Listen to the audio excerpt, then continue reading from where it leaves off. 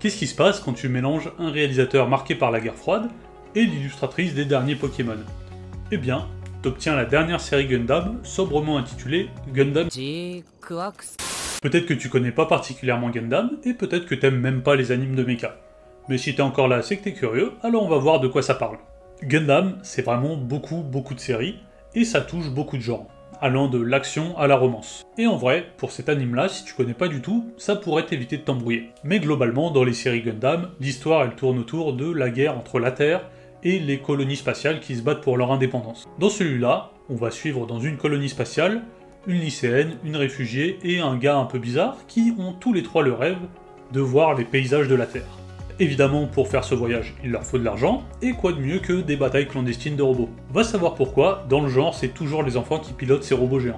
Évidemment, tout ça se passe dans un contexte politique un peu tendu entre la Terre et les colonies, mais en plus, si t'as des armes secrètes qui se baladent dans la nature contrôlées par des enfants, ça aide pas. Et si on voyait 5 raisons de regarder cet anime?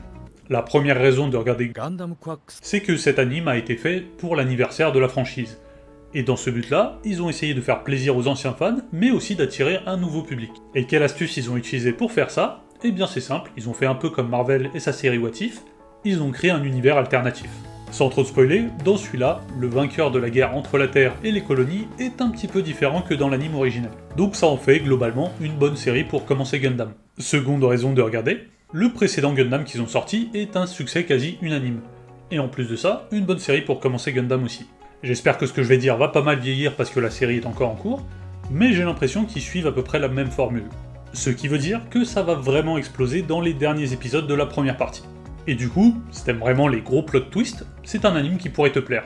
Troisième raison de regarder Gundam G-Cox. La troisième raison de regarder, et ça m'étonne que j'ai mis autant de temps à parler vu comment c'est considéré comme une collaboration historique au Japon. Au niveau international, il y a vraiment deux grosses franchises de mecha, Gundam et Evangelion. Et bien pour la première fois, ces deux franchises vont collaborer, vu qu'on va avoir quasiment tout le staff d'Evangelion dans une série Gundam. Donc si t'as aimé le côté thème psychologique d'Evangelion, ou même les chorégraphies, tu risques de retrouver ça dans cet anime aussi. Quatrième raison de regarder, c'est si t'aimes ce moment dans les animes où des amis de longue date finissent par s'opposer pour X ou Y raison.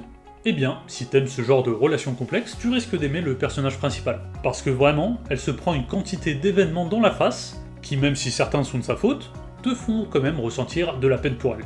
Et vu comment l'anime est parti, c'est vraiment que le début. Enfin, dernière raison de regarder, je sais pas si cet anime va avoir le droit à une happy end au vu des derniers épisodes. Je sais pas si ça va finir sur des relations brisées, sur un drame ou même sur une nouvelle guerre, mais ce que je sais avec certitude, c'est que chaque épisode se termine sur un ending de fou, et juste pour ça faut que tu regardes. C'était tout pour cette vidéo, donc prends soin de toi et à la prochaine.